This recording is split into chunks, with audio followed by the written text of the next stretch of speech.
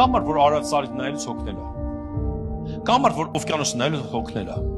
Հնարավոր չի սենց, որովհետև Աստծո մեծությունը չի հոգնածնում, ամեն անգամ նայելով դու Տիրոջ փառքն ես տեսնում, դու Տիրոջ ստեղծագործությունն ես տեսնում, հեռախոսի մեջ դու չես տեսնի դա, այսօր այնքան են մարդկանց խաբել, որ ռիլսերից բացի ուրիշ բան չեն տեսնում, չեն նկատում Տիրոջ փառքը, չեն նկատում Տիրոջ զորությունը, գեղեցկությունը, ամեն ինչ, եւ գիտեք այդ ամեն ինչը կա,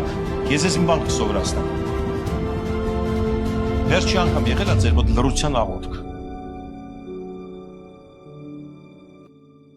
Ես շատ եմ աղոթում, բայց ես վերջերս փորձեցի 20 րոպե լռեմ, գիտեք դժվար էր։ Եթե դու կարողանաք գնաք նստեք 1 ժամ լռեք, գիտեք ինչ կլինի, դու լիովին ռեստարտ կրես, նոր մարդ կդառնաս։ Ու տեսնես այդ բնության։